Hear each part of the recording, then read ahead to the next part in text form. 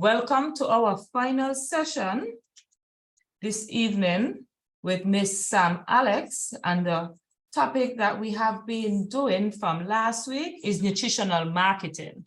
So this evening we would have our final presentation from Mrs. Alex. Please feel free, if time permits, to ask questions, to have further discussions, and to impart on the experience and knowledge of Mrs. Alex. Without any further ado, I'll now allow our presenter for this evening to take over. Mrs. Alex, you may now begin. Good evening, everyone. It's great to be here one more time. So I'm looking forward to your presentations this evening. We're going to get this started in a little while. But before we do so, I would like to do a quick recap of last week's session. So Latoya, I would like you to pull up the presentation, and let's just start from the beginning. Let's just review it quickly before we go into the group presentations. Yes, you can stop it there. Okay, fine. Thank you. Okay, everyone. So the last time we spoke about nutritional marketing, we're going to do a quick review before your presentations. And we emphasized the importance of promoting our products and our produce based on the nutritional value of those products, because we underscored the point that consumers now are taking a more proactive role in their health, right? So we spoke about the increasing rates of chronic disease in the region and in the world, and that now consumers are looking for products that can actually help with those conditions. They want foods with health benefits, they want to heal, they want to get better. Okay, move to the next slide. Right, okay, let me just move the box so I can, okay, lovely. Okay, so we said that in terms of your brand, you want to ensure that you are putting good information out there on your products and services, because people are seeking information.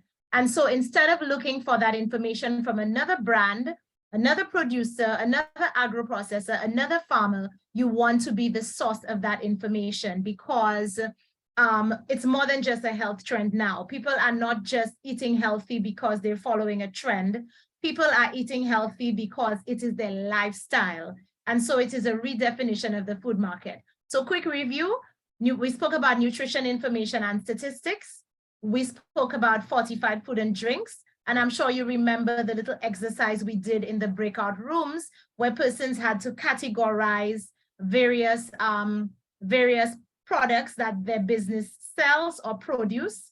And so they had to pretty much say which category it fell under. And the categories were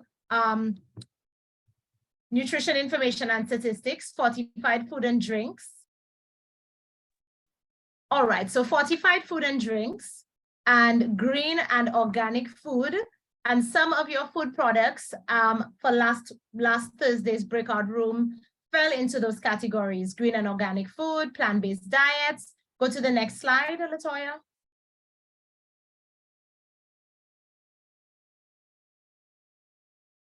And food as medicine. And so some of the products fell under one, some of the products fell under many. So the point is, when you are marketing your products based on the nutritional value, you want to ensure that you are capturing the needs of the consumer. And those are some of the needs. Persons want their food to be their medicine. A lot of persons are seeking plant-based or vegan diets. And then we have the bodybuilders, the weightlifters, the protein pushers, looking for the fortified food and drinks. Okay, so basically, those were the categories. Move to the next slide. And your presentations, of course, would fall within those parameters. We spoke about the food health connection, creating and applying healthy messages being good for health and good for business. We did, of course, look at the fact that we reiterated rather that consumers are concerned about their health and they take health messages very seriously. I gave the example of the sauce I was trying to purchase at the supermarket, and I left the sauce in the supermarket because it had 28 grams of sugar. And of course, I would not consume 28 grams of sugar. And then, of course, we make the food health connection by teaching persons how the food they eat can improve their health. And that is the most critical aspect of nutritional marketing. Next slide. Okay, so we spoke about labeling. This was our first marketing strategy. Let's go. Beg your pardon? Okay, so this was our first marketing strategy, and this is what the consumer would typically see when they try to purchase our product. The first thing they would see is the label. And of course, the food labels are a very important source of nutrition information. And so we went over labeling. Go to the next one, please. Right, and we spoke about what persons look for in labels. When consumers want to decrease a certain amount of nutrients or ingredients, they look for labels that have certain keywords. And when they want to decrease, they also look for labels that say things like small amount, free, reduced, and that sort of thing. Latoya, do you happen to have the labels that I sent last week? Yes, I do. They're actually in my email still. Okay, great. All right, so I just want you to pull them up. I just want to point out certain things to the group. So you could start with anyone, it doesn't matter. Good. Okay, so I would like to ask you guys, tell me, looking at this label, what are some of the things you see on the label that informs you of the nutrition as well as what the food contains and what it does not contain?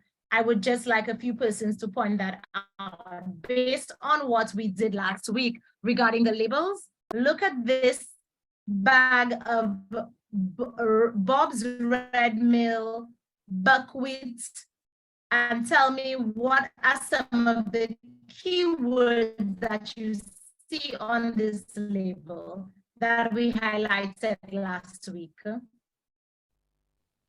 Gluten-free, I saw that, Monifa, that is correct. So, and that is important because there are persons with gluten intolerance, celiac disease, and they want to make sure that something is gluten-free. Great. What else?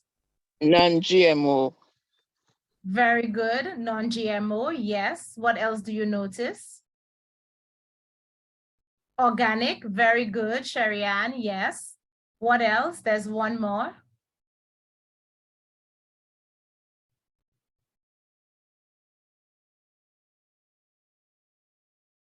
Does anybody see the other? That is correct. Exactly. Exactly. Beautiful. All right. Latoya, pull up the other one. And what do we see here? Chickpea flour, non-GMO. Non-GMO, very good. And what do we see here? The little red circle. Yes, we see stone ground. That is correct. And that's important because stone ground means that the processing that it went through is different from processing in a plant.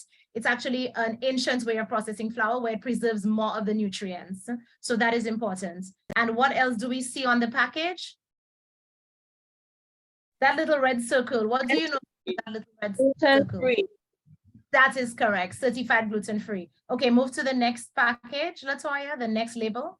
Right. Now I want you to look at this label, okay?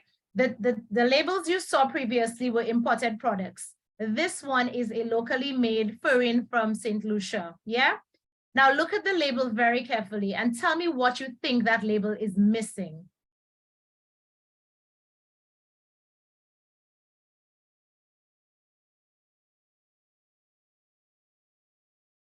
Organic. Anyone? Right, that's a good one.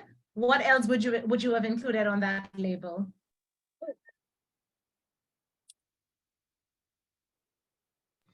Whether it was stone ground or not. Yes, you could. And what else? The nutritional list. In terms of nutritional, you're talking about calories, sugars, that sort of thing, yeah? Yeah. What else? See What the else would you? ingredients. Well, I it see the says it as ingredients. ingredient cassava, and because it is one ingredient, that would make it a whole food, yeah? Because this is just cassava dried and grounded. Also, it's not GMO, so it should say non-GMO. And what is one of the most important things about cassava, that's why it makes a really good alternative to wheat, is because it does not contain what?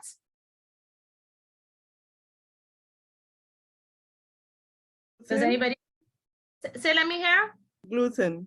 Exactly, it's gluten-free, and that's very important. So you would notice that the product that is locally made is kind of lacking in terms of the information that the consumer wants to see. And so these are the ways we can improve our products by looking at some of the international products, looking at the standards, and seeing how we can make ours better. Latoya, move to the next one. Sorry, you could move to the next one. All right, so we have another example of an imported product. Anthony's buckwheat flour. And what do we see on there? Tell me, guys, what do we see? Gluten-free, vegan. Yes. Organic. Exactly, exactly. And these are all important. Next label, please. So sorry, the next one. These are the nutrition facts. We're not going to go to the nutrition facts today. Okay, great. So this is another one. And that one has lots of useful information that consumers look for to inform, or rather to guide their buying decisions. So let's look at this box. Okay, give me some examples. What story does this label tell? This packaging, what does it say? How does it inform you as the buyer? If you're lactose intolerant, you can't have it because there's milk in it. Actually, no, it says free from gluten and No. milk. Yeah, you could have it, sorry. Free from. Yes, yes, Sorry. correct. So it's gluten-free and it's dairy-free, whole grain, very good, Monica. What else? Organic. Vegan. Right, vegan, very good. So that means persons who are not consuming animal products can have it. And what else do you see on there? Source of fiber that is in that box? I can't Beg see your it. pardon? Is it source of fiber in the box next to whole grain, the green? Exactly, it Okay. does say that. And we did talk about a source of, in the last class, we spoke about what you see on a label, what you put on a label when you want persons to know if it has a little bit, a lot, a source of, a high amount. And so we see all of this on that box. We see whole grains, we see source of fiber, we see organic and vegan, we see gluten and milk free. And this is what your labels are supposed to look like. They need to inform the potential buyer of exactly what your product contains and what it does not contain, so they would understand how that product is advantageous or beneficial to their health. Okay, that's it for the labels. Latoya, you could move back to the presentation. I think we have a good understanding of labels, so let's just summarize the other areas very quickly. Before you put up the presentation, Latoya, let me ask the students, what were some of the other marketing strategies aside from labeling? Don't go to the next slide, Latoya, because I don't want them to see. Okay, so for those of you who were there last week, which should be mostly all of you, what were the other marketing strategies? Labeling was the first one. Do you remember the others? Login. Say that again, Paulette. Login. Yes, very good. Very, very good. Next person. Give me another one. Media engagement. Media. Yeah, like You're missing a word in front of media.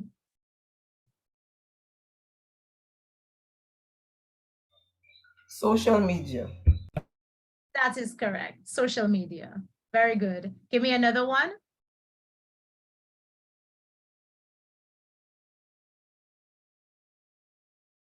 Does anybody remember the others?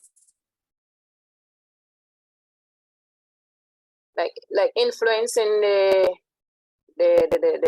buyers, like to purchase. I think you kind of close. You want to get it. You're close to the word, but not quite. Give it some thoughts.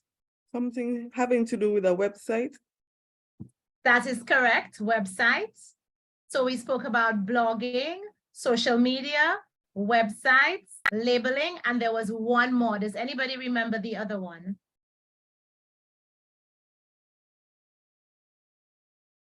Was it print ad? Print ads? No, that's a medium. The other one was influencer marketing, remember? Yeah. Where you get influencer, popular person who can promote your brand and who can align with your values and show persons that they've used your product and it has helped them. Okay, great. So these were the strategies, and you know, and they're easy to remember: labeling, blogging, social media, website, influencer marketing, 5 of them. Okay, so Latoya, let's go back to the presentation.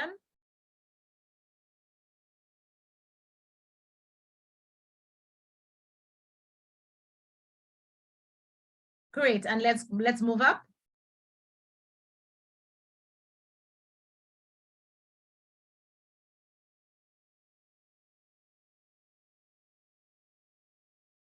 We did come out of labeling. Continue.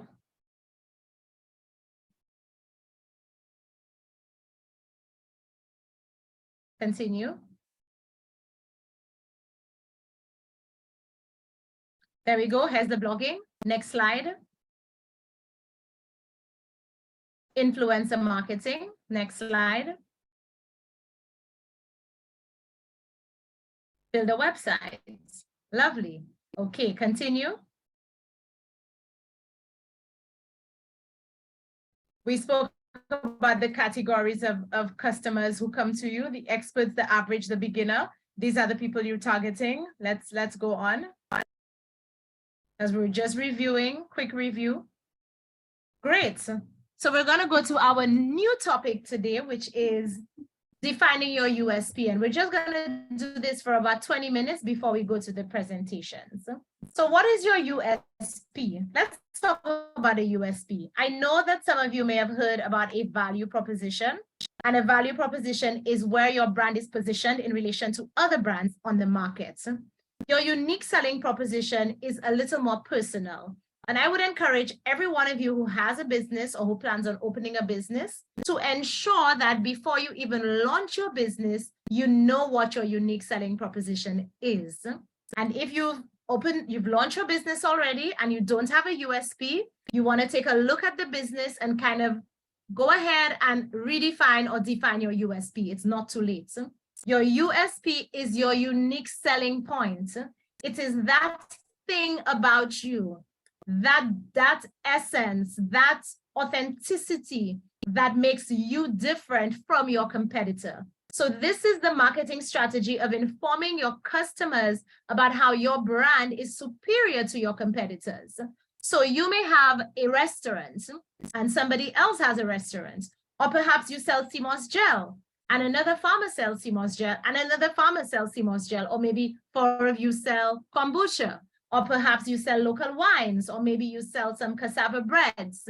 But there must be something that differentiates you from your competitor, because at the end of the day, what makes you unique? What makes you distinctive? Now, you can always change your product around a little bit and do some rebranding. And you can use phrases like new and improved. And this gives the idea that it is a better product, a different product, a more superior product. I'm sure you've seen, different organizations rebranding. Helen's Daughters rebrand recently, and they changed the logos and, launched the whole Helen's Daughters Reimagined. And that can happen at multiple times in the existence of a brand. You can do the same with your brand. So when you do new and improved, it's almost as if it's more advanced, it's emphasizing a newness or superiority or an advancement in some aspects of your product over your competitor. For example, we used to have a colon cleanse that only contained 2 herbs. We revamped this colon cleanse, which is a product, and we actually added 3 more herbs. And so it is new and improved because now it contains 5 herbs. So it cleanses you differently. It doesn't just clean the colon now, but it also eliminates parasites from the bowel. And it contains some mucilaginous herbs that also coat the digestive system so that while you're cleansing, it is gentle and tolerable, and it is not harsh and brutal like some of the other cleanses. So this is an example of new and improved, okay, or making a product more advanced. But this is just a product. We're speaking in terms of an entire brand when we think of a unique selling proposition. So customers want to know and they want to understand what makes your product superior. Example, organic versus non-organic.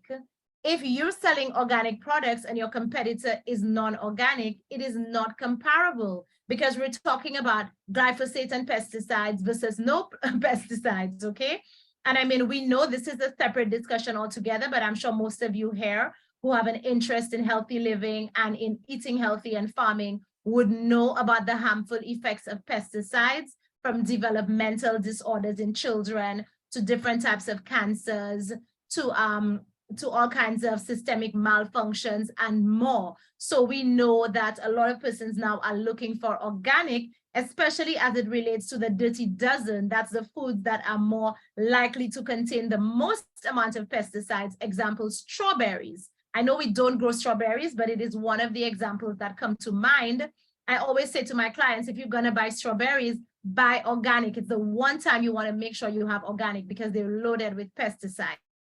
So you want to know what it is about your product that's better. So if your product, if you have an organic brand, that is actually part and parcel of your unique selling proposition.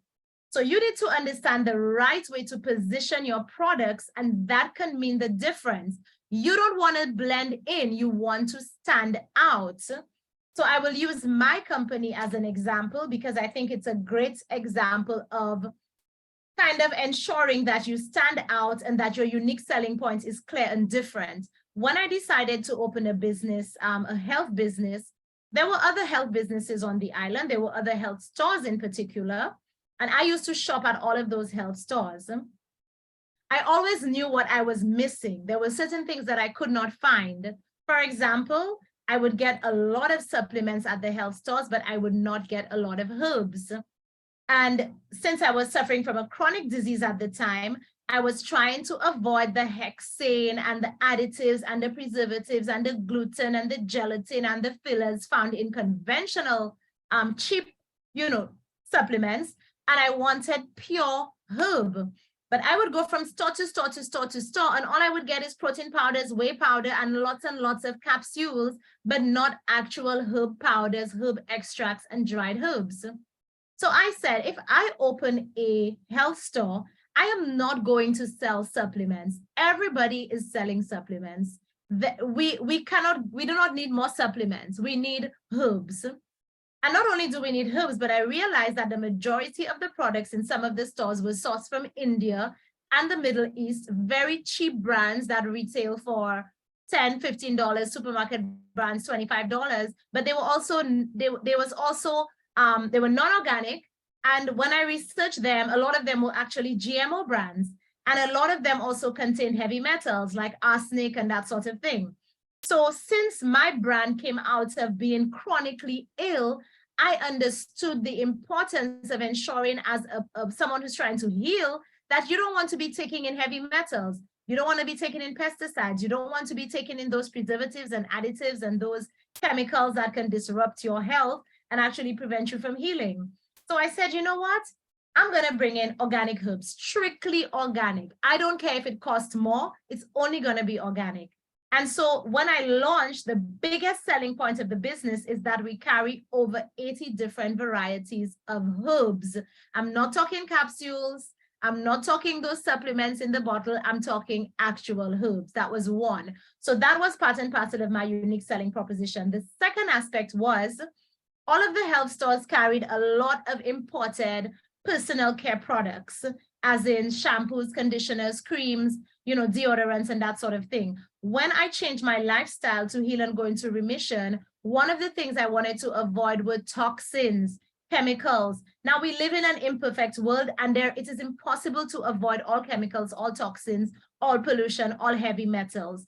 Just recently, I saw this lawsuit that McCormick Seasonings is being sued because they found really insane levels of heavy metals in their seasonings. And this is one of the most expensive seasonings you can find. Sometimes we don't like to support local. We like to buy imported, but sometimes the imported products are worse. They are bad, and the local products are actually better. So we think, okay, McCormick is a regulated brand. It's established. It's coming out of the, okay, well, guess what? It's loaded with heavy metals. So I said, you know what? I am tired of seeing those stores loaded with those imported products. And we have so many local artisans that are making soaps and creams and shampoos and conditioners and oils and deodorants. So I decided that my store would only sell locally made, locally and regionally, because I've had products from St. Kitts and Dominica, and I'm open to products from the region, just not the ones from outside of the region. So I made it a point that I was only going to sell locally made skincare. And up to this day, the business is 4 years old next month, I still only sell locally made skincare. So this is a clear example of a unique selling point. When someone says to me, what differentiates you from the other stores? This is one thing. Only locally made, I only sell locally made skincare, and I do a wide variety of organic, pure herbs, which you cannot find anywhere else. If you want to buy black walnut hulls or you want to get wormwood, you will only get it at Healing Foods. You will not get it anywhere else on island. You may get a capsule with maybe 0.01% of black walnut hulls, but you will not get actual black walnut hulls, okay? So I just wanted to make that clear. So you need to discover what makes you different, because therein lies your strength. Your strength is in what makes you unique. So your USP should be compelling, okay? It should be assertive but defensible. It should be focused on what your customers value, and it must be more than just a slogan. Our slogan is food as medicine, and we weave that into every aspect of the business. Okay, Latoya, you can go to the next page. So you have to ask yourself a few questions. What is your mission?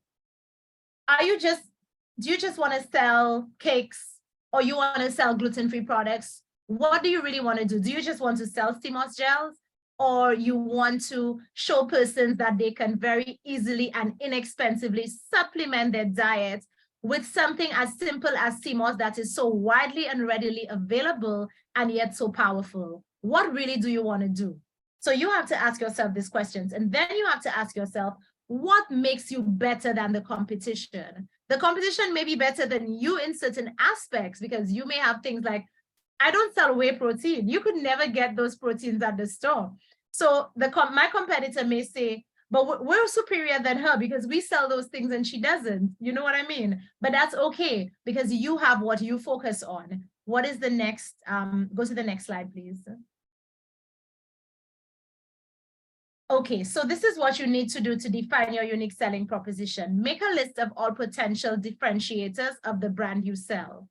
Breakout products like, for example, an organic vegan mango or passion fruit salad dressing, which I make and sell at my store, which again, you will not find anywhere else on island, which speaks to, let's look at the different segments. Food as medicine. Vegan means no dairy. If you have lactose intolerance or you have digestive issues and you cannot consume dairy, and all the salad dressings in the supermarket have cream or some type of dairy in them, you don't have to consume dairy. If you're diabetic and you don't want anything to spike your blood sugar, so you want foods with low glycemic index, so this is vegan, it's organic, it's food as medicine. And of course, we sell them in glass bottles that are reusable, so it's also eco-friendly and goes along with sustainability and caring for the environment.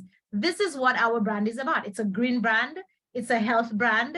We believe in food as medicine. We can't be saying food as medicine and selling things in plastic bottles and serving you microplastics. You know what I mean? So your brand message has to be compelling, okay? And your nutritional marketing messages must be very precise. Vegan, preservative-free, raw, organic, no hydrogenated oils, no added sugars.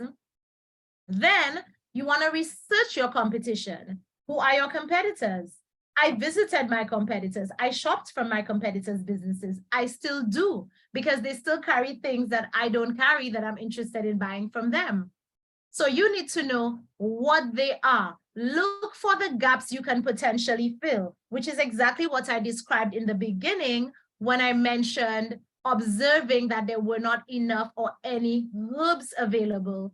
And so I wanted to fill in the gap that they are not selling enough pure organic herbs, and also that they're not selling enough locally made products, which are free from parabens and sulfates and toxins and chemicals and all that type of stuff. So I look for a gap rather than being just like my competitor. And this is a problem that we do sometimes. Most of us end up opening a business and it's a carbon copy of the business down the road. And there are 5 businesses, they're all the same. They carry the same things and they're just copycats of each other. You don't want to do that. It does not matter if your fellow agro processor or your fellow farmer sells what you sell. You pitch it differently and you do your business differently. So for example, you can introduce your brand completely differently. Products in the same category can be positioned in a wildly different manner. Example, a traditional wheat flour cake with refined sugar versus a breadfruit or cassava gluten-free cake sweetened with coconut sugar, which is what we do at Christmas time at the store. We sell organic vegan fruit cakes which do not contain wheat or sugar or butter or eggs or vegetable shortening or vegetable oils. But guess what? Christmas, we sell like 100 of these cakes. Okay, because there are persons who want to enjoy fruit cake, but they don't want to spike their blood sugar, or they don't want to consume refined white flour with little to no nutritive value, especially persons who may have a chronic disease. So you put yourself in a position where, yes, everyone has fruit cake, but it's not like my fruit cake. Everyone has a coconut cake, but it's not like my cassava gluten-free coconut cake. Yeah. And then, of course, you compare your most unique angles against your audience needs. Ask yourself the question, do you see any areas that you can appeal to persons where your competitors have not? And I love to use this example of an ice cream place that opened in St. Lucia about 2 years ago called Mr. Sweet. And he decided that he is going to use vegan ice cream only. Okay, because I guess Mr. Sweet probably did his research and realized that 90% of melanin people are lactose intolerant, and we're eating those dairy foods despite getting bloating and diarrhea and intestinal discomfort and stomach issues, but we want to eat our ice cream. And so he decided that he's going to offer a vegan ice cream that tastes so good that you can't even tell it's vegan. And guess what he decided to do to add on to that, to make his brand unique and special? He started using local fruits and even ground produce, right? So he made a breadfruit, a golden apple, a papaya, a dashing ice cream. And guess what? You cannot find this anywhere on island but from Mr. Sweet. This business has been growing rapidly. They are the most recent. We have another ice cream company that has been around for over 30 years. And in less than 2 years, Mr. Sweet became an acclaimed ice cream spot. His social media grew rapidly to thousands in no time. And persons are constantly putting reviews about his delicious locally made ice creams. So you may decide, I want to open an ice cream shop and I want to use my coconuts and make my own coconut cream. But instead of just selling ice cream like everyone else, be adventurous. I saw a local entrepreneur actually selling a saltfish, green fig and saltfish ice cream. You know, green fig and saltfish is St. Lucia's national dish. And this person has actually put this into an ice cream, Chef Tafari. And I admire it. I was like, this is amazing. This is creative.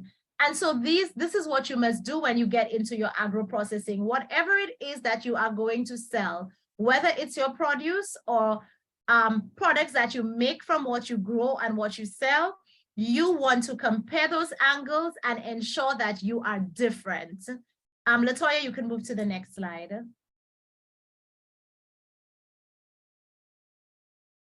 Okay, you also need to compile the data. So after I visited all of these stores, I sat down and I said, okay, these are the areas I've seen that are lacking. These are the areas that I can build on. These are the needs that are not being met. This is how I'm going to launch my business.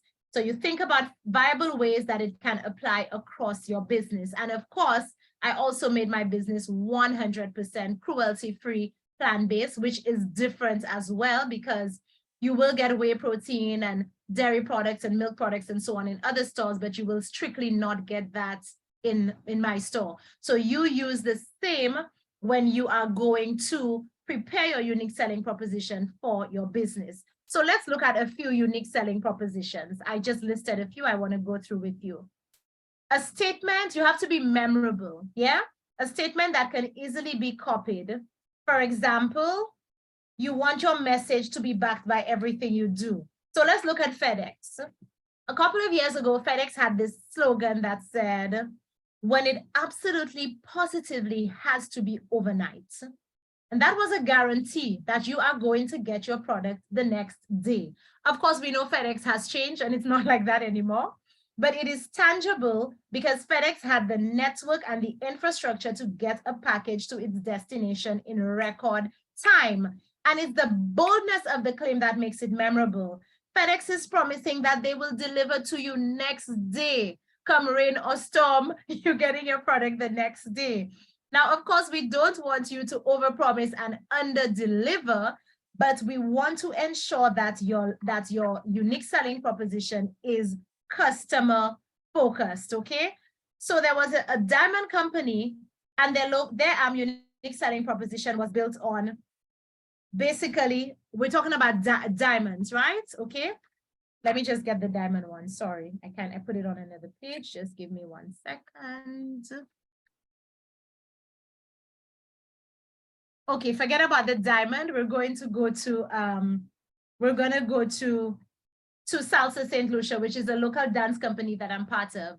Their logo, or rather their unique selling proposition, or what they pitch as what is different from everyone else, is anyone can dance.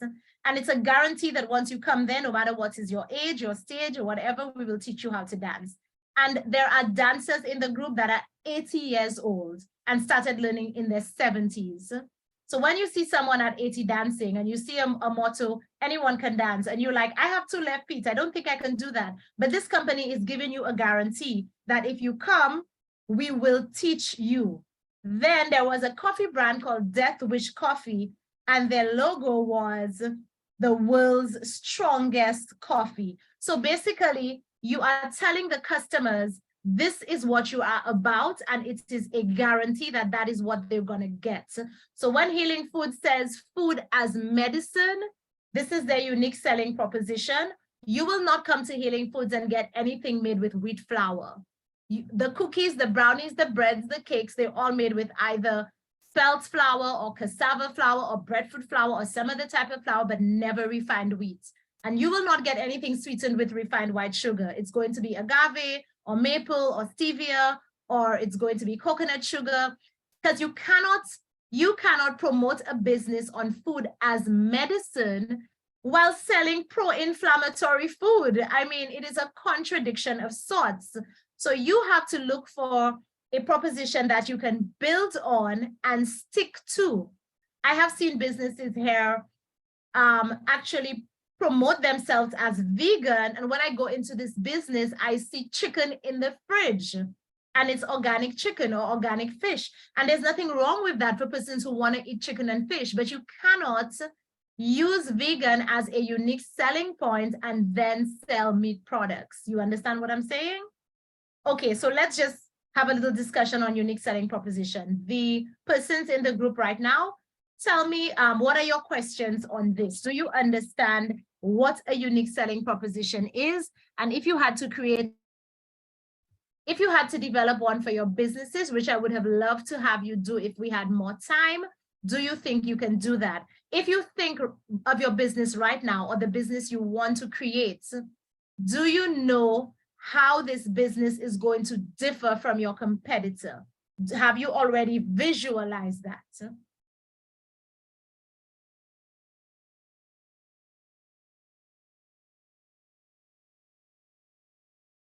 Responses, anyone?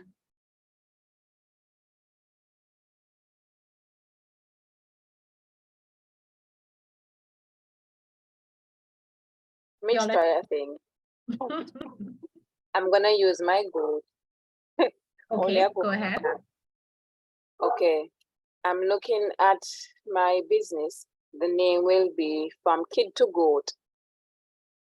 So I'm starting with my one goat. I'm gonna get another goat, which will be a female, and that will start my procreation.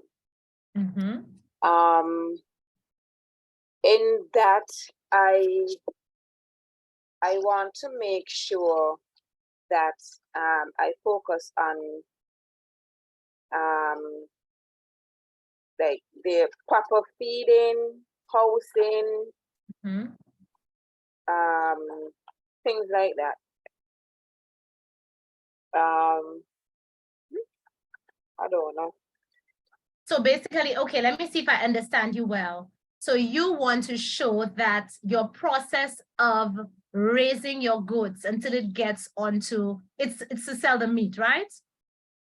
Yes, I'll move on to that Okay, too. so the process of raising those goats until it gets to the meat is one where it is going to be almost like, you know, these happy cows in the cheese commercial. This is what I'm getting from you. So from a little kid, very well nurtured in a clean, safe environment, loved, taken care of, and then nurtured into, you know, a big goat, which becomes nourishing meal on your plate, which comes out of a place of, I mean, conditions can definitely affect the quality. When we look at overcrowding in the farming industries and so on, what you're presenting is something that is happy, no overcrowding, kind of pasture raised, you know, happy goats. Is that what you're trying to bring across? Yes. Got you, got you.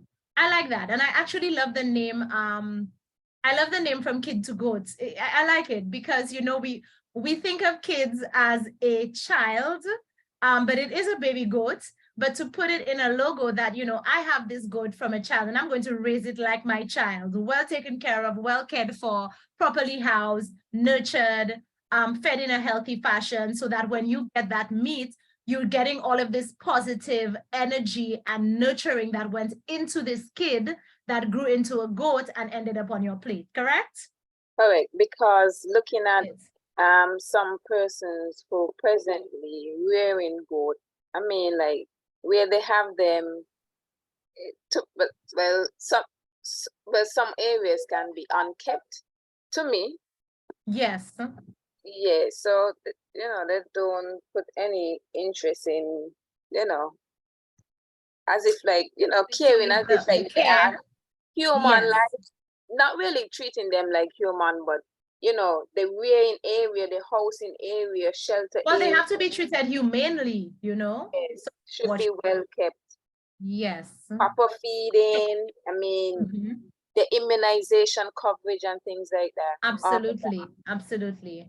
So you're going to literally focus on that. Whereas for many of the animal rearing businesses, this is hidden from the public. You are actually going to show the public how you go about ensuring that those standards are kept. And what it's going to do is allow the consumer to have more confidence in your product, because no other goat, you know, farmer in the past, or maybe there aren't many who would actually, you know, show that okay, these goats are pasture raised and they're well taken care of and they're vaccinated and they're not given, you know, they're not given you know, filthy substances. They don't live in overcrowded conditions that breed disease and that sort of thing. It reminds me of another group from St. Kitts I did. I could never forget. It was one of the most memorable presentations, and it was about eggs, and it said quacked with confidence, and I loved that so much.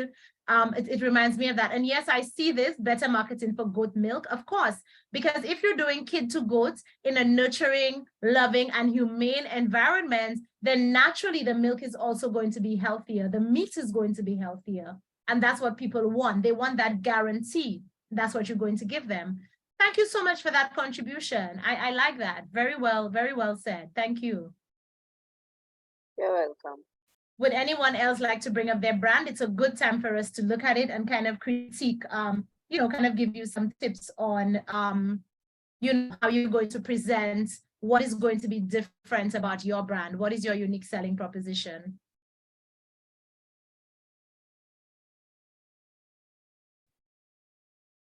Don't be shy. It can be an idea.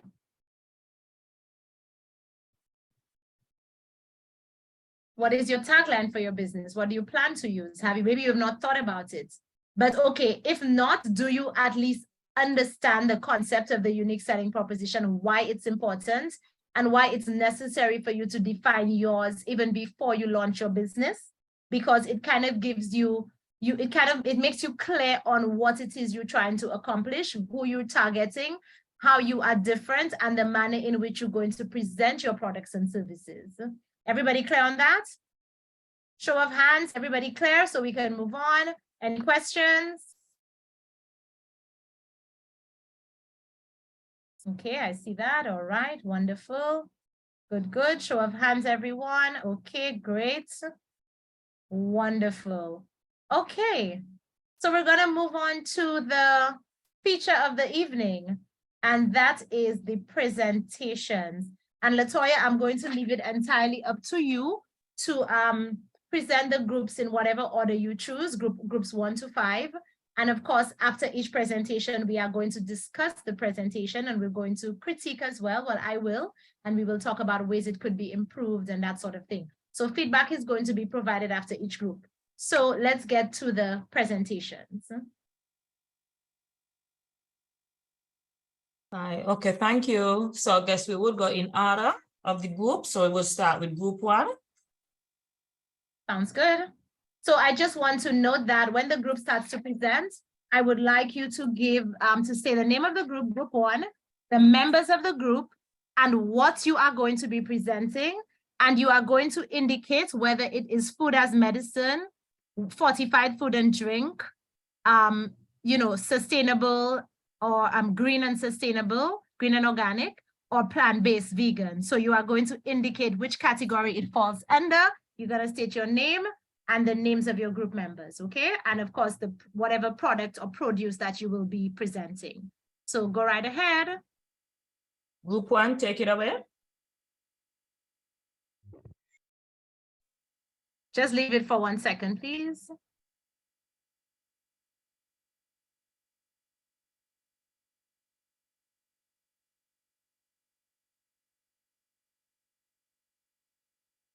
Okay, carry on. Okay, All right. what products are you doing? Okay. Yes, good evening. So we decided to advertise kale as one of the beneficial plants that we could use.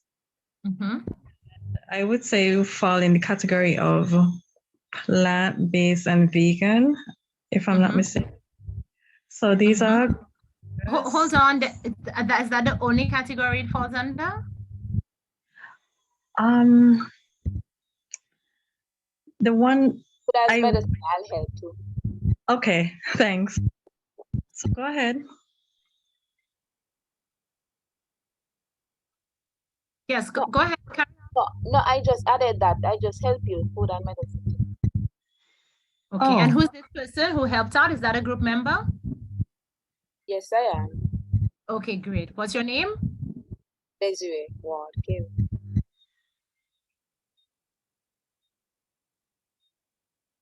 Okay. Yes, so we'll stick to those two, food as medicine and plant-based vegan. So okay, great. Thank you. These are the group members as listed. Desiree Ward Carey, Paulette Adams Brown, Akeisha Fargas, Desmond Sturge, Antoinette Evelyn, Khadijah Williams, and myself, Melissa Pemberton. So we'll just show what is there. And that's the name that we would have came up with. So Desiree, you can also pitch in as well.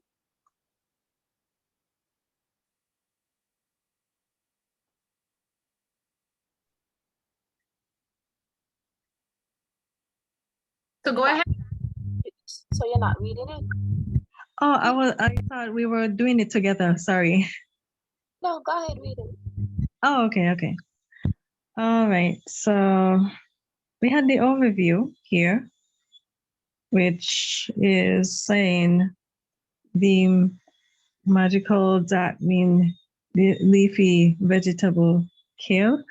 It is high in antioxidants and a number of nutritional benefits. It is the smoothie of choice for a healthier and stronger body. So here I would have thought to show a photo of a smoothie which does in fact have kale with that. In there also has avocados and some other ingredients that are green vegetables and fruits. So when we are thinking of kale, we know that it can be very nutrient dense. So if you Okay, go just hold on 1 second. Sorry, I missed the start of your presentation. I think I was bumped out a little bit. So you said that this is kale. So, but I heard you say something about other vegetables and fruits. Were you speaking about a drink of some sort? Yes. So the smoothie that you're seeing on the screen, it actually, I would have located the picture and that I got it from, it said in the recipe that it has kale in there as well as avocado and some other components that I'm not remembering right now, but just wanted to mention that. Okay, so just a quick question. Are you focusing or are you, which product or produce are you doing? Is it kale or is it a smoothie? Just kale as it is, but I just wanted to show the smoothie in there, so I don't think we were focusing on the smoothie part, to be honest. Okay, no problem. But continue. Okay, next slide, please.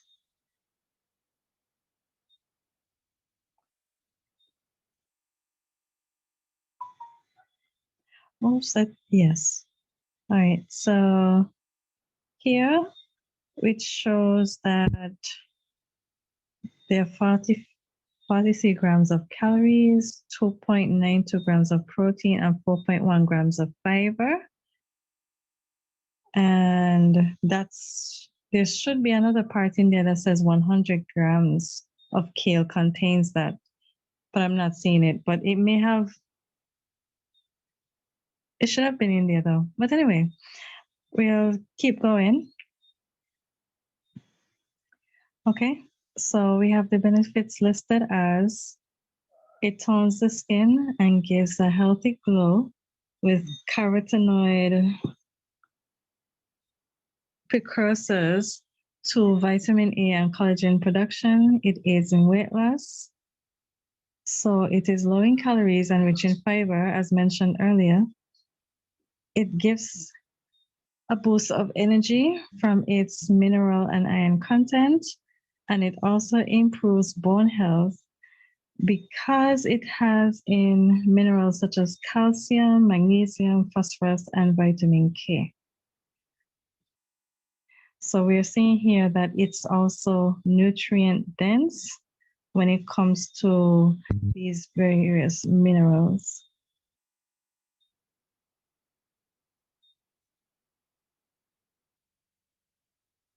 Okay. Okay, so now we're going to continue reading where it says, kale has the ability to detoxify the body.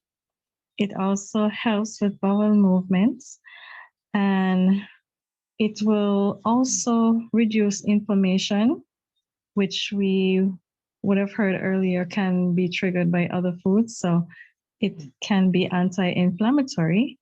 It fights chronic diseases through its antioxidant properties, and then it promotes cardiovascular health through its omega-3 fatty acids.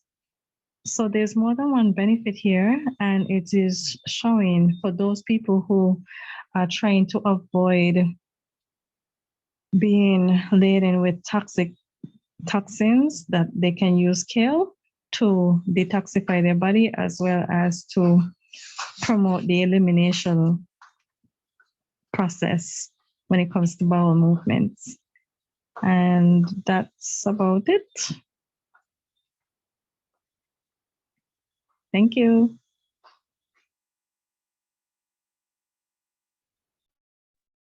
Okay, thank you. Okay, so it was Nelissa speaking, right?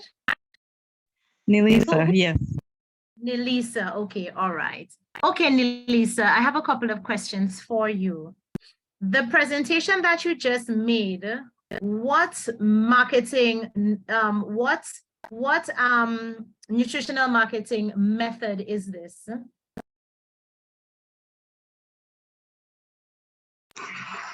I'm thinking labeling. No. Then you would present a label. This was not a label, it was a slide presentation. Or I should say rather a Word document with different information. So it was more like a listing. Okay, so let's move out of the method. Which medium would you use to put that information out there?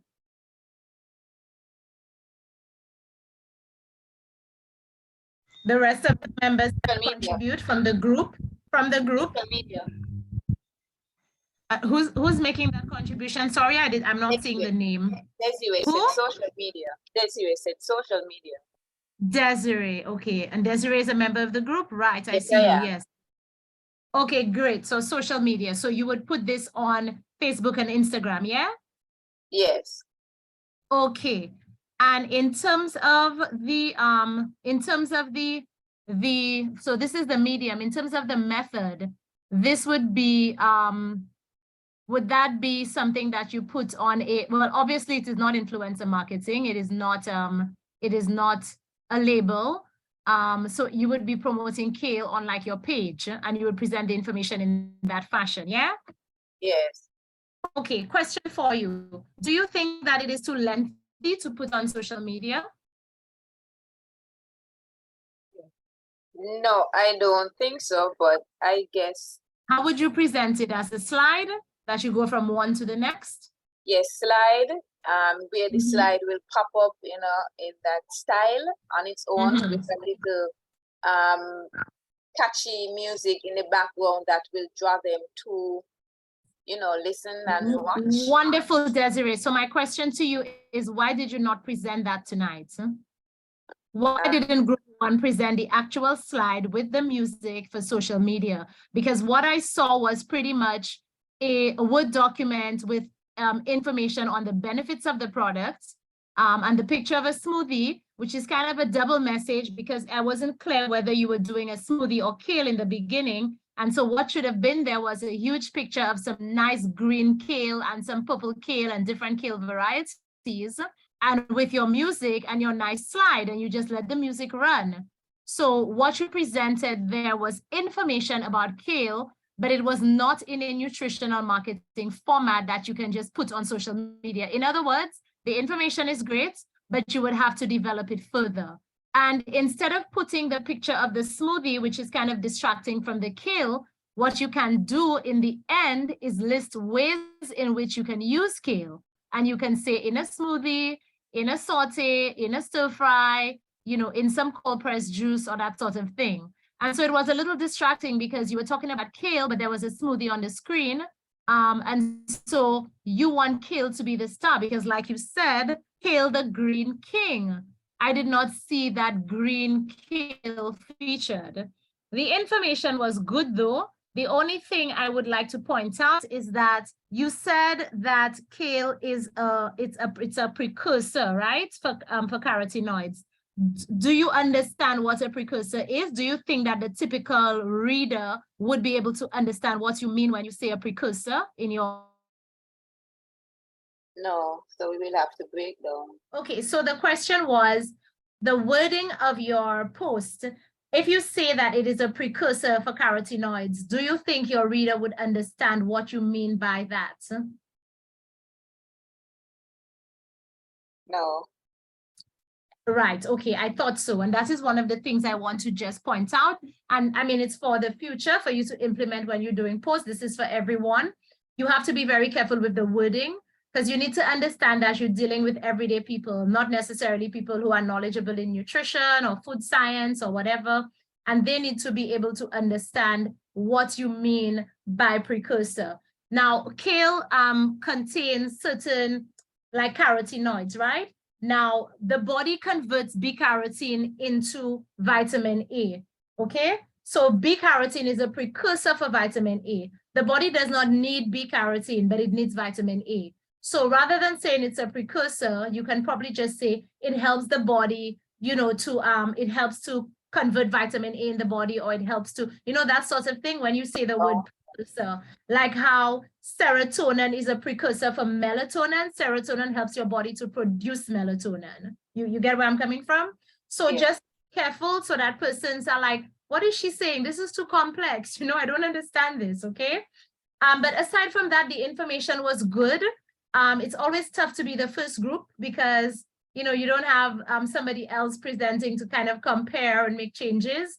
But I would, my main advice would be that you should have presented it exactly as you would on social media. And the format in which you have it right now, you could not post it on social media like that. But aside from that, kale is actually an excellent one.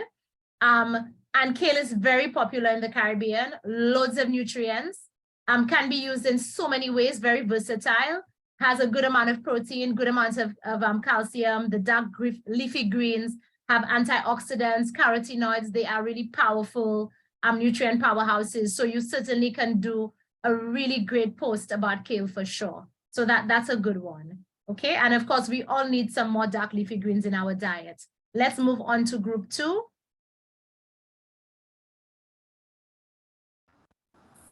Tiana, are you there?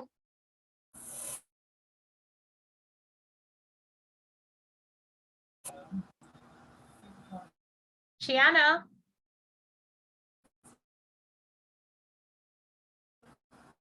Maybe it's an issue with the... Somebody else from group 2, can you assist or start the presentation or something?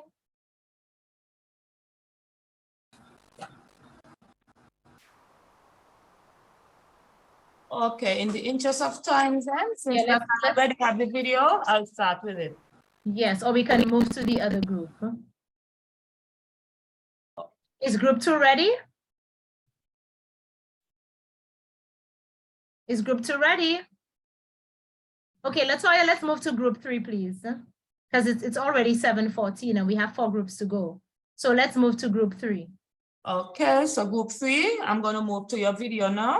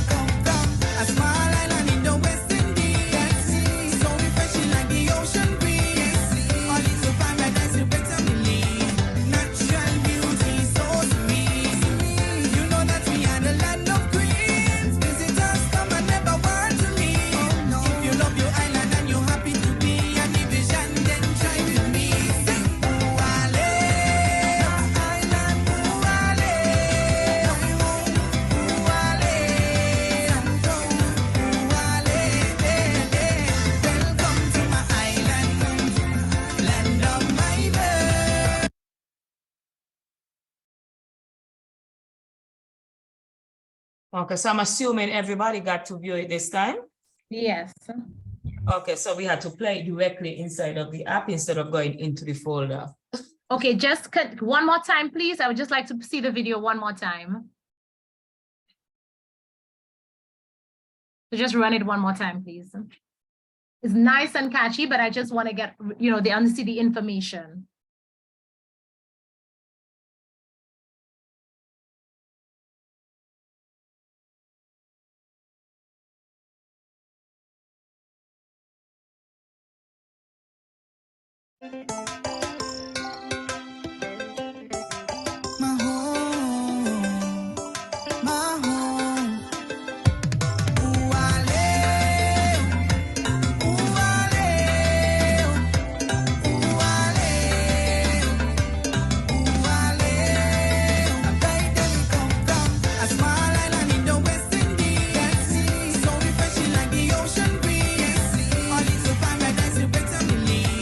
Natural beauty.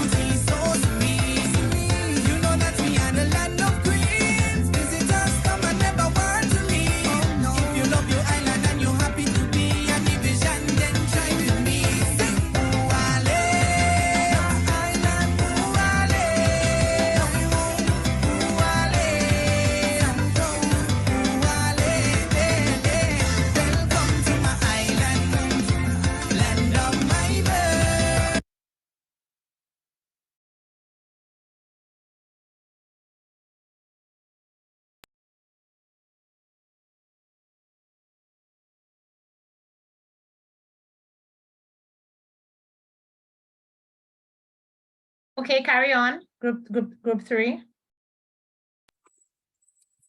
Hi, I'm Sherry-Ann, and the other group members are Heather, Suzette, Cynthia, and Shamel.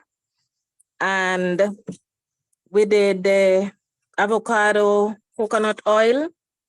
So we're promoting it as the healthiest multi-purpose plant-based oil in Nevis. The oil is basically made from the flesh as well as the seed and skin of the avocados.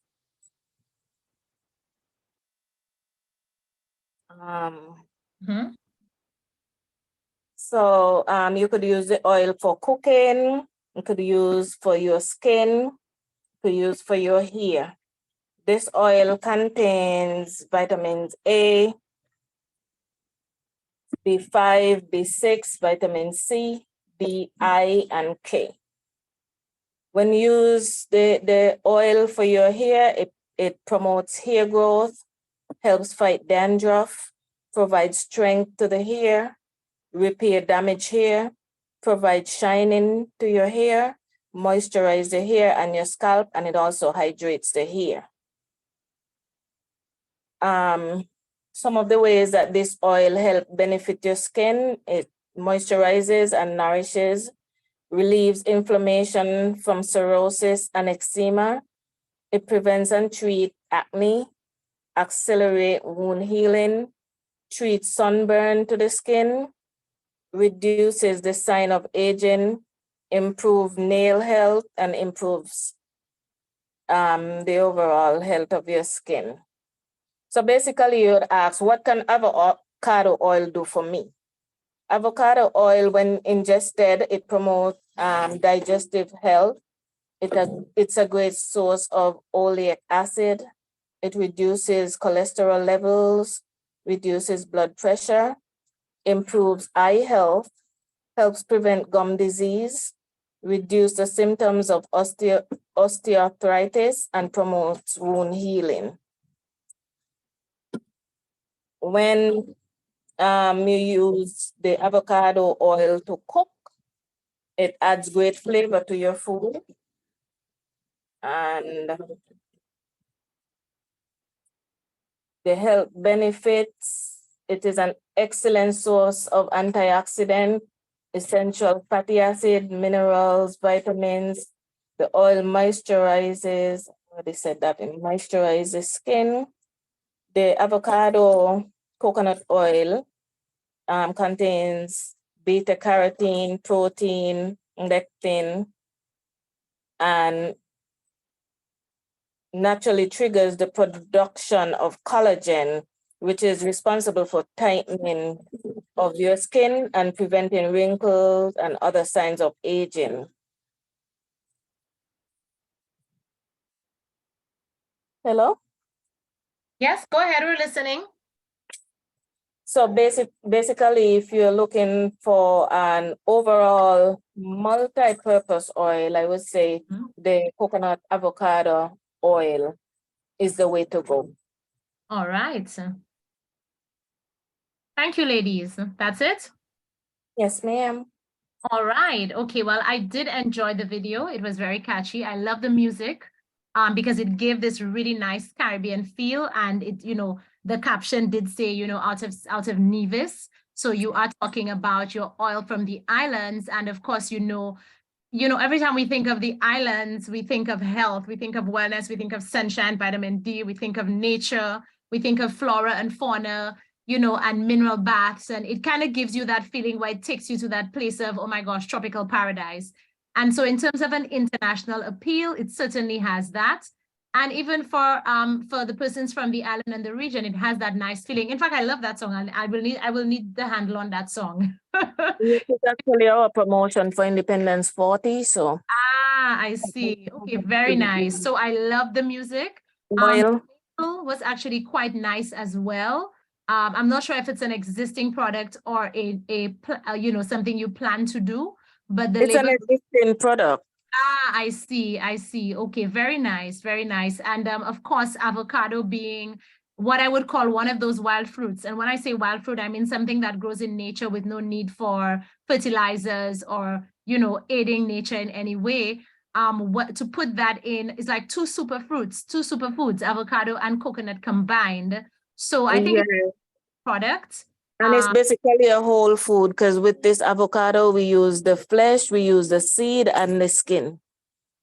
Well, yes, but you know, they don't consider the coconut oil whole foods simply because, you know, because it comes from the coconut rather than just getting the oil from the flesh. But you know, we don't agree with that. We Caribbean people, we understand the benefits of our coconut oil. So even if they say it's not whole foods, we're still gonna keep using it. It's still antimicrobial, great for the heart, great for the skin. All in all, I would say that this is really nice. And what I like is the way you merge the label into the presentation. So if you're doing this on social media, you don't even need to create a graphic, because you can just use your very product and your very label. So I would give a big thumbs up to group 3. Very nice, very catchy. I mean, you have a lot of information in there. I know you explained after, but if you're posting on social media, you don't even have to explain. It is so self-explanatory, it just needs a small caption. And I also like the fact that you can share the video across many platforms. So this can go to WhatsApp, it can go on your stories, it can go on timelines, you can put it on your status, you can forward it to someone, you can even put it on YouTube or a website. So I think it was very good. Yeah, well done. Thank you on behalf of group 3. You're most welcome. All right, are we going to group 2 now, since group 2 did not get Yes, I think. right, let's take it away, group 2. I'm ready. So group 2, take it away, please. All right. Is there an issue with group 2? Because this is the second time we're going like this and nobody from the group is speaking. Who are the members of group 2? What exactly is the issue? I am seeing Miss Eddins trying to share something on the screen. Circling, her screen just circling. Okay, let's move to group 4, please. We'll leave group 2 for last because we you know it's 7:31. Let's move to group 4. Hi, good night. Hi, good night. Okay, so this is Therese Dorr, member of group 4. The group, Hi, Therese. Hi, the group consisted of Indira Freights, Sarah Ramirez, sorry, I'm biting my tongue, Robertina Edwin, Judy and Evelyn, Abigail Christopher, and myself. So basically what we decided to do is to build on the information that we shared earlier with regards to Mother Becky's lemongrass tea. Because we know there are always ways that you can improve upon a product. I'm actually in my vehicle, I went to the parade. Because there are ways that you can always improve upon a product. We decided to see how we could just build on what we had done already. So we looked at focusing on what customers value. Things like health and medicine, wellness, self-care and relaxation, nutrition, the fact that lemongrass is homegrown.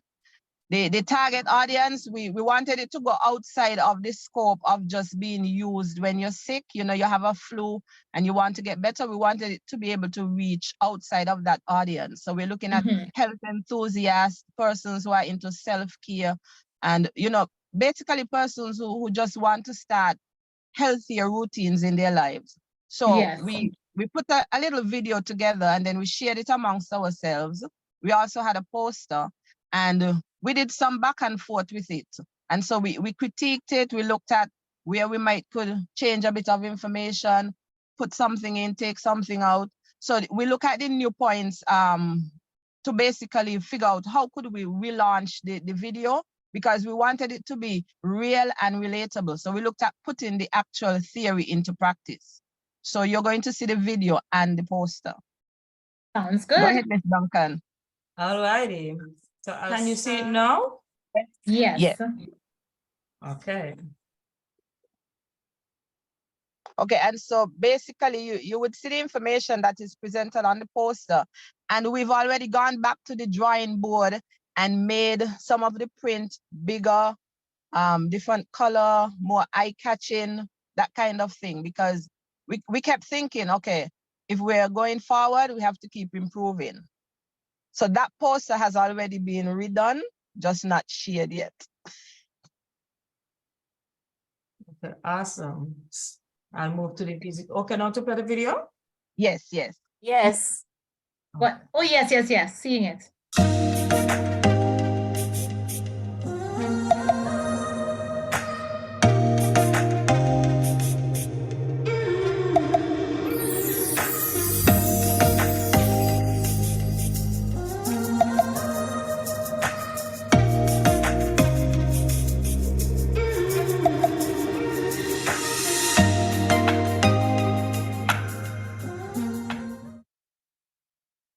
Do you need me to do it a second time? Yes, please.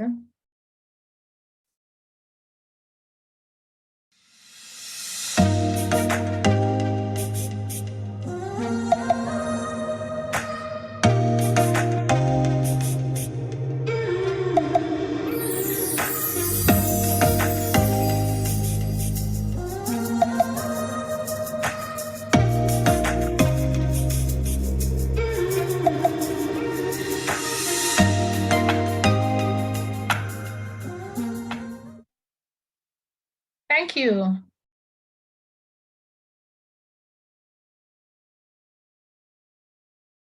Okay, so are you guys, you done with the presentation? Yes. Any Okay. question? No, actually, it was very clear. I enjoyed it very much. I believe that everything you said was on point.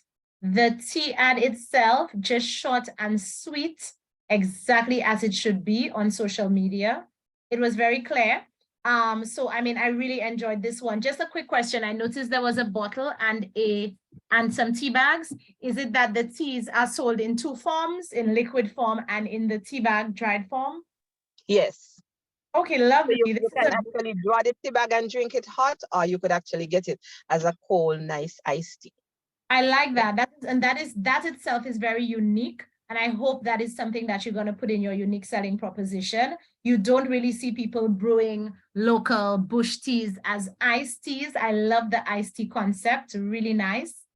So everything was just presented well. Well done. I cannot say, I mean, you got it.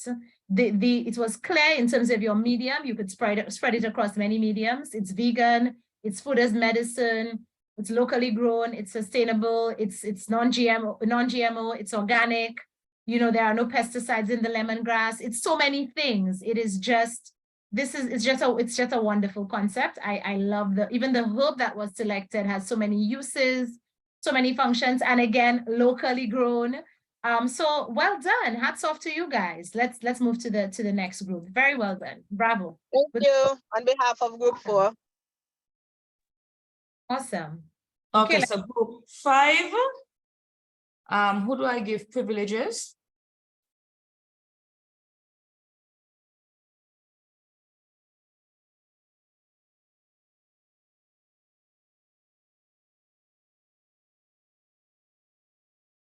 Jody Titley, Shiana Eddins, and myself, as I mentioned, and Monifa Strauss, and myself, Amanda Delaney. We also have a video that we will display after. Yeah, after. Okay. Okay, this is the creative design that was composed by the group, and it has the nutritional label. It has the labeling, also has the main ingredients that was composed of this juicy. It is called Power Up Quencher. So basically, it's for energy and for nutrition and health. Okay, and the purifier that we use, the fortifier, sorry, that we use was the hemp seed, all natural sugars.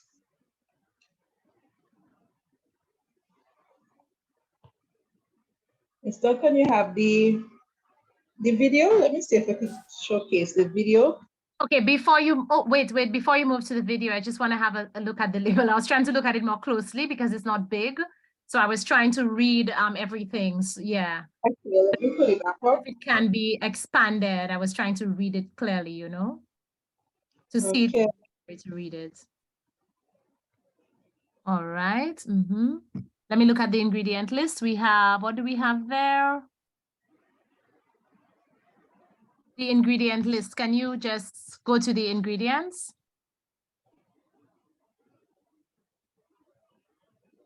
Okay, just read them out for me because I'm not seeing them. We have it right on the here, right? The ingredients are peanuts, sea moss gel, soursop, hemp seed, and agave. Okay, all right. So it doesn't contain any milk, huh? No. Okay, okay, great. All right, thank you. You can carry on with the video. Okay.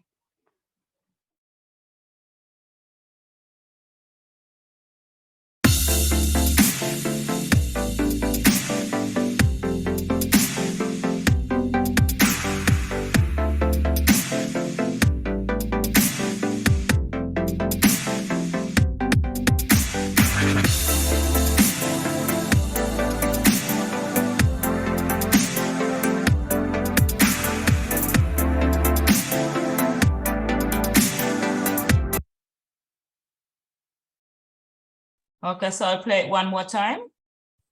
Yes, please. Thank you.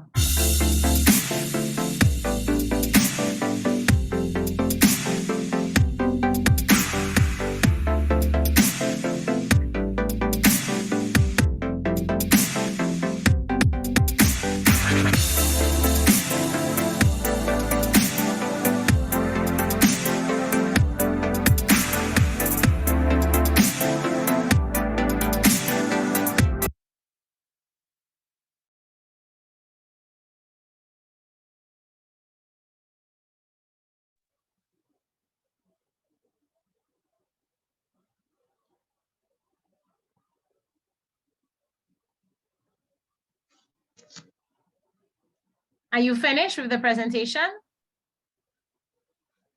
Yes, the presentation finished. Okay. Mhm. I would just like to add our target audience are persons seeking healthier, natural, and organic drink options. This drink is also safe for children, and both adults and kids can benefit from the healing properties of this drink. Power Up Quencher, fit for man, yet safe for kids. Our marketing strategy, nutritional marketing movements use green and organic foods, plant-based diets, fortified foods and drinks, nutrition and information statistics. We have for our presentation a label, and our label can also double as a flyer and be posted in public and also on social media. And we intend to post our video on social media, such as Instagram, Facebook, TikTok, the famous Reels.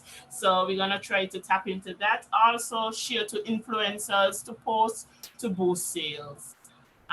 Yes, I think that's it. All right. Yes. Is this an existing product, or it's something that you guys just kind of came up with for the presentation? Well, we are doing justice to our team member, but this is a product that she actually created for this for this that we are doing, but she intends to use it as an actual product.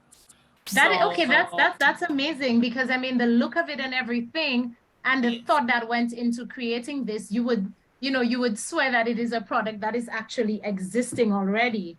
Very impressive. I enjoyed this one a lot as well, because it really, to be honest, you actually captured all the segments. I noticed you didn't mention food as medicine, but it's also food as medicine. Yeah, I was actually toying with that idea. Yeah, it is. It is, because I mean, we're talking about, listen, this is a nutritional powerhouse, right? From the cancer fighting properties of soursop to the amino acids in hemp seeds, which is of course a perfect protein, to the 92 trace minerals in sea moss. And hey, we have not even looked at the peanuts. This is a really good combination, the drink. And that can be a meal replacement drink as well. You can pitch it like that. It is a high protein beverage as well. And it has it's nutrient dense. Now, in terms of the video slide, for the persons in group 1, when I made reference to the fact that your presentation should have looked the way that you plan to post it, this is what I meant. What this group has just done with the music and the slides going from one to the next. It is perfect for social media in terms of the formatting, the length of it, the graphics, the color, you know, with the little music in the background. Sorry, I'm also with a client, so I'll tune out for now. Okay, sorry. But you can continue. I'll be listening. Right. And also the fact that the label can double up as a label and also as a flyer. So I would give is it group 3 or group 2? Group 2. Group 2, I would certainly give you a thumbs up. I think it was very well done.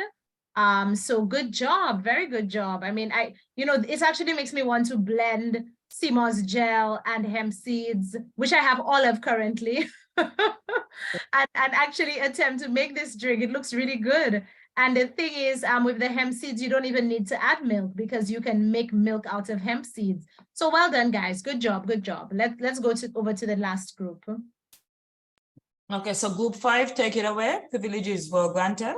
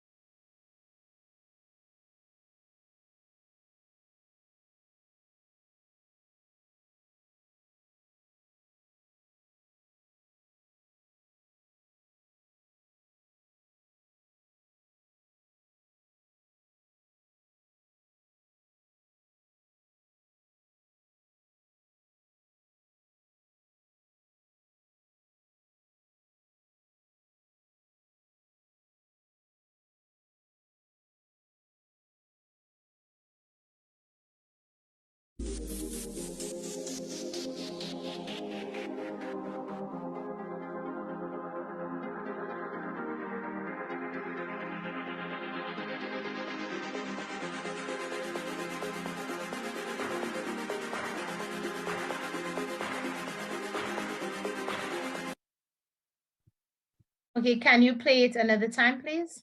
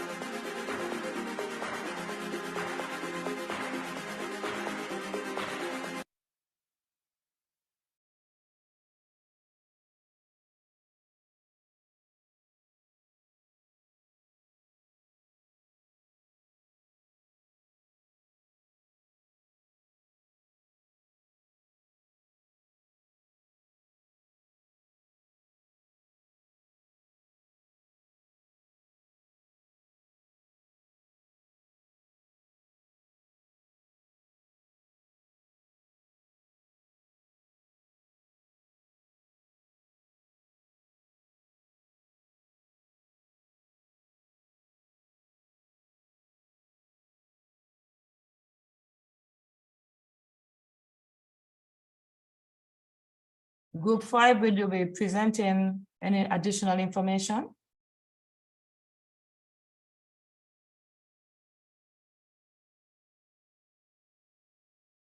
Yes, that's what I was waiting for. I saw the video, but I did not hear anything in terms of the segments, what the ad is, you know, who it appeals to, what were the mediums, the methods, or any kind of other explanation. Did we lose group 5 members on the discussion? I am kind of waiting.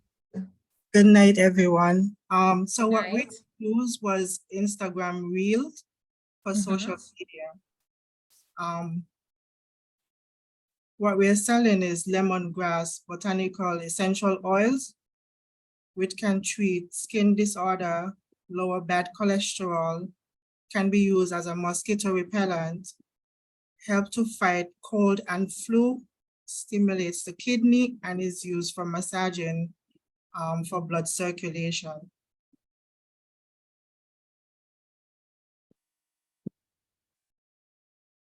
Okay, and what category does this fall under? Which segments are you, does this oil fit within?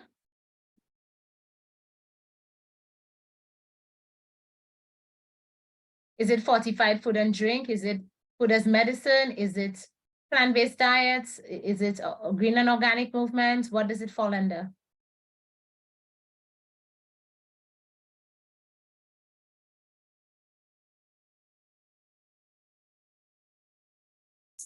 Wait, sorry. I did-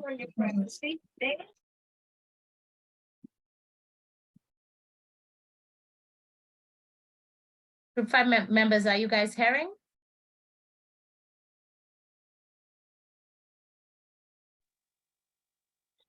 It's green and organic.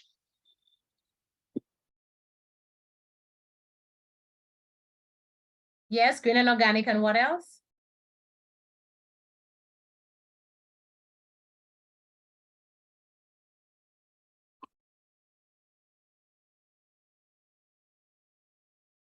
Hello?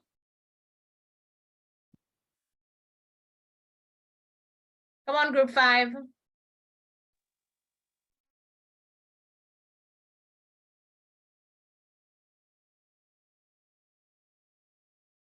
Is the oil to be both ingested and used topically?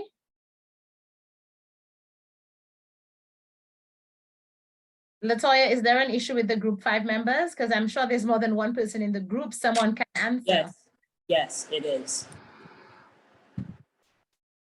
Right. So remember, during the presentations, you had to list your segments. So you need to say which segment it falls under. You did say it was an Instagram reel.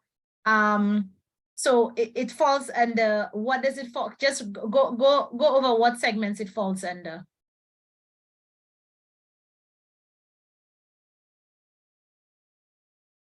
Hello?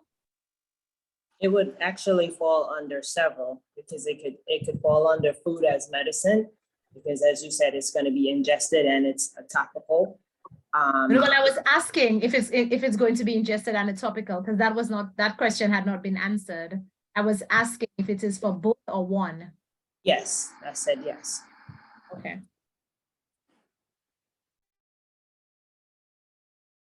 Okay, and I guess it's similar to well, the other group did lemongrass tea, so it's really nice to see an oil as well. Is lemongrass very common in St. Kitts?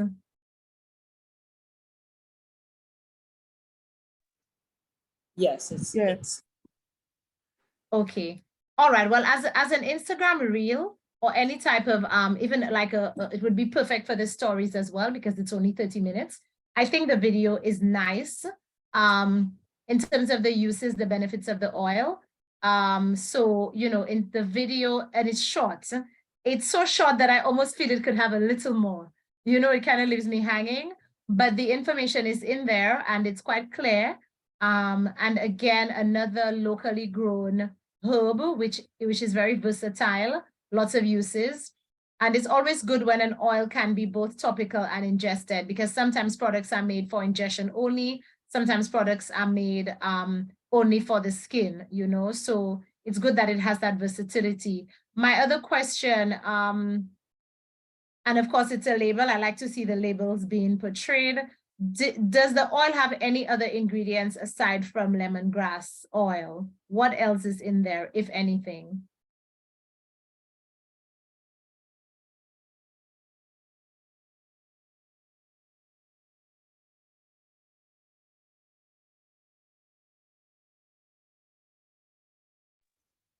Guys?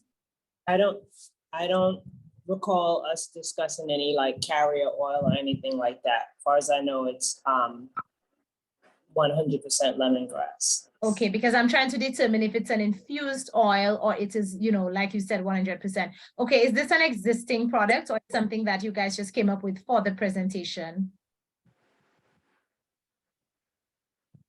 Anybody else in here? Come on, ladies, you need to help your team members. Seldine is doing all the... It's not an existing product. It's something we came up with. Okay, very nice, very nice. Because again, just like the other group, I thought it was an existing product.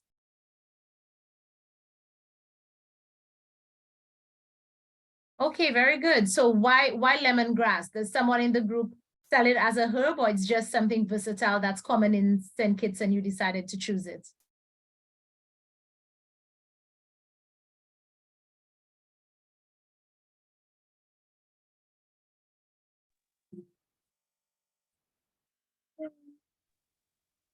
We just have a lot of lemongrass in St. Kitts and Nevis. Okay, all right. Okay, group 5, thank you so much. In terms of the presentations I saw tonight, basically, I would say that I think everyone, as long as everyone contributed to the groups, I would say that you have a pretty good understanding of what you need to do in terms of nutritional marketing. It's one thing to be exposed to information, but it's another thing to know how to apply that information. And application is most important because you can go to a course and you can listen in, and then when it comes to application, you don't know what to do. But and that is why I kept asking everybody, you know, is this vegan and organic, or is it food as medicine, or is it fortified food and drink? Because you need to know what it is you're offering. I also saw quite a bit of creativity in that persons were pitching products that they don't even sell or don't even exist. And so they were actually, you know, being inventors and inventing products, which was really cool. I saw persons paying attention to the length of their videos, making sure it's not too long, bearing in mind that on social media, if something is too lengthy, people might not watch it.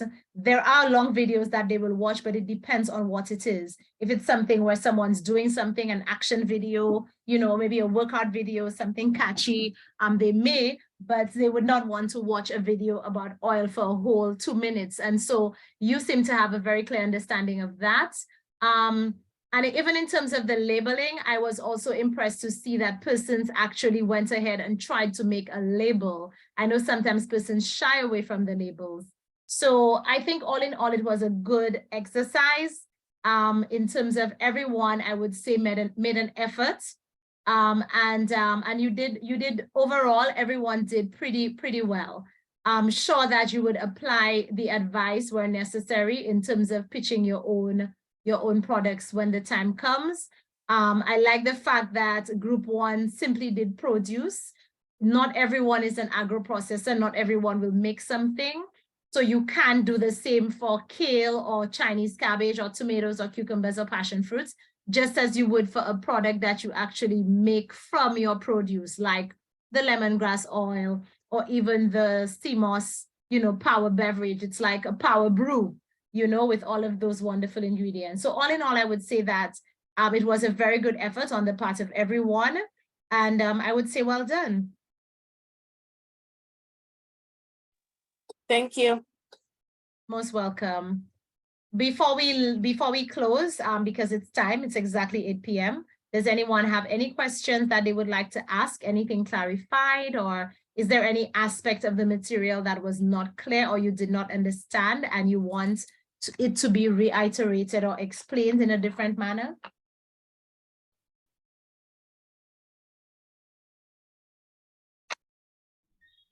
Hi, good evening. I just have just a comment with the Sure. power, yes, just the power brew. When I saw the CMOS and the soursop and the peanuts and the, I think hemp seeds, I don't know if that's what I recall correctly. I was a little, and I recall that you were talking about the first when you went over the slides from last week, when you were talking about the like we need to have this, I forgot the term, please forgive me. Is it USP? Is that what you're Unique referring selling to? proposition, yes. Yes. Now for that power brew, to me there was a lot of competing ingredients which are all standalone and powerful on their own. That's just my view.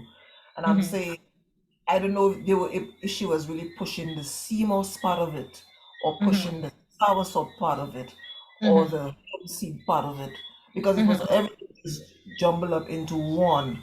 Now, what crossed my mind is that there are lots of persons with peanut allergies. I don't know if that's taken into consideration when you do a combination of stuff, whether or not, because somebody might like the sea moss and the soursop and the hemp seed and say, but my goodness, I can't take this. This has peanuts. So I'm saying in terms of putting products together, maybe she could have a variety and say maybe this is power brew sea moss or power brew soursop, where certain ingredients are left out to cater for persons who may not like certain things but still want to have the benefits of the other combinations. That's what I was thinking in terms of a product. Because to me it was very weighted. I would say that I mean I don't really care for peanuts, but the other stuff I'm interested in. Maybe I'll pass. But I don't want to pass. I want to feel drawn to this Power Brew product.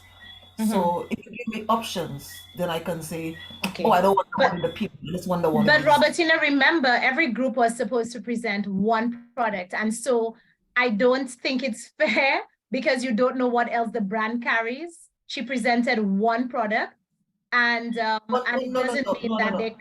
I was no. I'm not criticizing it. I'm just I was sharing my view as to. No, because you spoke about competing ingredients, and I don't think the ingredients compete with each other, because I think the ingredients work synergistically together to make the blend very powerful. But I do get what you're saying about the peanut allergies. But there are also thousands of people who do not have peanut allergies. But I do believe that what she can do if she's selling the product, she can offer an option with or without peanut, like you said, or she can personalize it for the clients if they want to. But I would not, but I get what you're saying, but I would not say that the products are competing, because what I think is unique about that beverage, Robertina, most persons that I've seen selling CMOS is CMOS with milk and spices and that sort of thing. This is the first time I've actually seen CMOS with hemp seeds, which is a rare ingredient because it's not a Caribbean ingredient, and it's also very pricey, but it is considered to be very high in nutrients. So I think that makes the drink very unique. But that's why I said I was thinking meal replacement. Someone who has cancer is doing chemotherapy and they need to get a lot of nutrients in one place. Someone who's trying to build muscle and they want gains, so they want something very fortified. But probably for your taste, it might be a bit too rich. It's just like, I kind of feel that way when I see people put bananas in everything. I hate ripe banana and I don't consume it, but I do understand that the majority of people actually do and they like it, So I think I get what you're saying in that for other options of the brand, but I kind of view it as just one product and not the entire brand. So, the person who's doing it can, of course, have other varieties. Yeah, but I guess for you, you'd probably think it's too rich, and that's fine. Different people, different tastes. The point I was really making is that, for example, the lemongrass, you're pushing one product, the lemongrass. Then you had the group pushing kale. You have the other group pushing lemongrass in terms of an essential oil. What I was asking when I look at this product, what is actually being pushed? And this is why I added that all the ingredients are all powerful ingredients. I cannot say that she's pushing CMOS. I cannot say that from. But does she have to? But Robertina, does she have to push one thing? Why can't it be pushed as a meal replacement, as a high nutrient beverage? Why does it have to be one thing or another? That's the question I'm asking you. No, it really isn't a criticism. It is simply an observation. Yeah, we're not saying it's a criticism. I'm asking you, why does it have to be one or the other? Why can't it be all? You see, maybe it can be, if she's not really pushing all, really, she's really pushing a power beverage. She's not pushing CMOS. Exactly. So the product is a beverage. It's not lemongrass or, or kale or passion fruit. It is a power beverage. Okay, let me ask you a question. If there is a moringa hair oil, right, which is great for alopecia, and someone else is selling another hair oil that has 20 herbs in it, do you think that the one with the 20 herbs, the herbs are competing with each other, or they work together for the health of the hair? I don't know. I didn't look.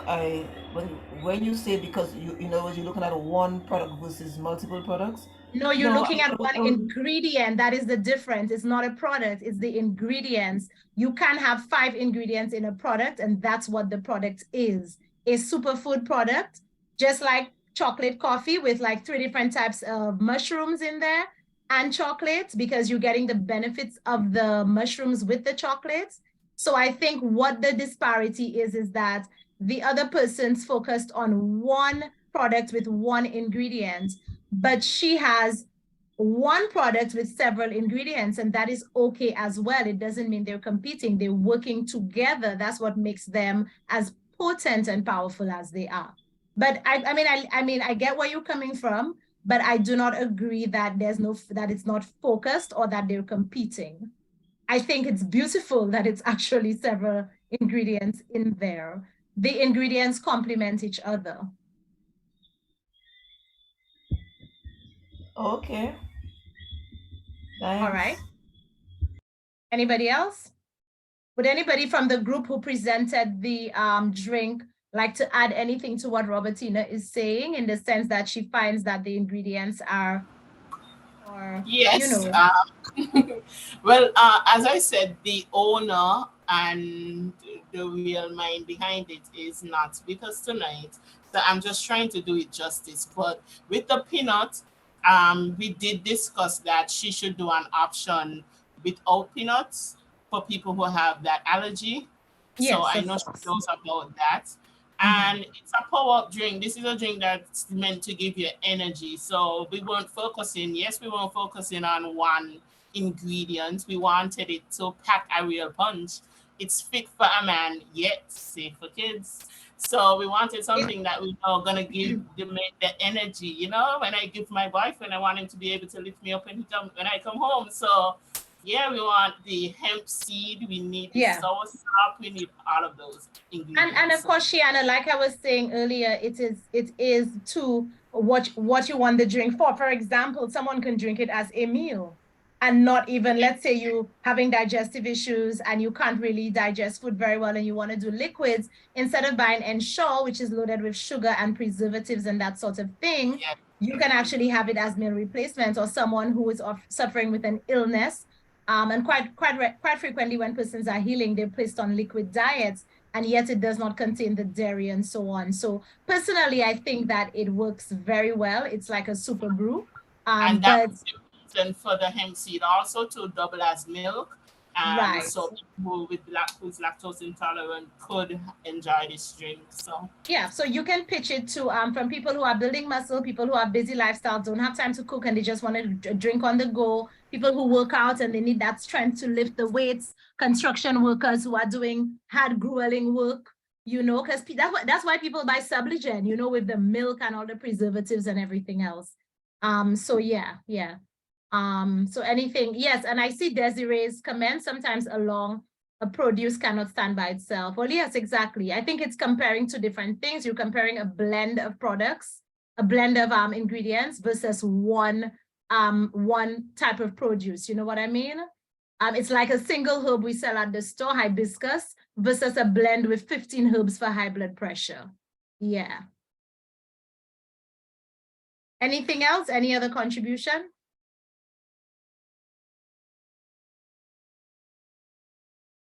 Looking at their product, that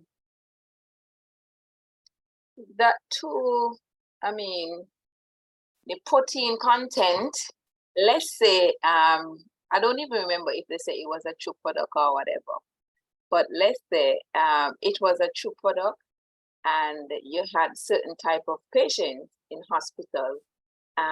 Doctor may say, you know, we have to build their protein levels, and you know, something like that can be used to complement like the solid food.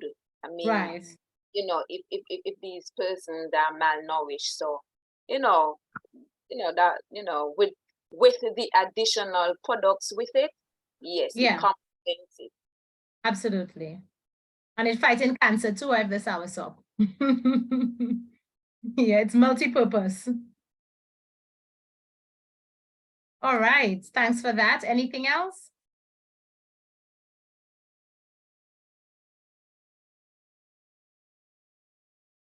Okay, well, if that's it from everyone, thanks again for your presentations tonight. And it was really nice sharing this presentation with you, talking about nutritional marketing. I hope that you will apply the methods that you've learned here in terms of how you sell your produce and your products and how you develop your products. Yeah. So Latoya, that's it for me. Good night, everyone. All right. Enjoy what's left of your holiday. I thank you very much for that. I must say this definitely gave the participants the platform needed for not only building their business, but also how to educate the public on benefits of good nutrition and wellness. As a nutritionist myself, I must say I learned quite a bit from these 2 sessions. So I know the participants definitely learned a lot. And we really want to thank you for imparting so much knowledge on us just in 2 sessions. I mean, I think it was quite packed. However, I think we were able to definitely take away a lot from it. So we definitely would like to thank you for being with us for these 2 presentations, and looking forward to probably having more presentations, having more discussions as it relates to nutritional marketing with you in the future. You're most welcome. And thank you so much for coordinating the slides and everything. Really appreciate it. Couldn't do it without you.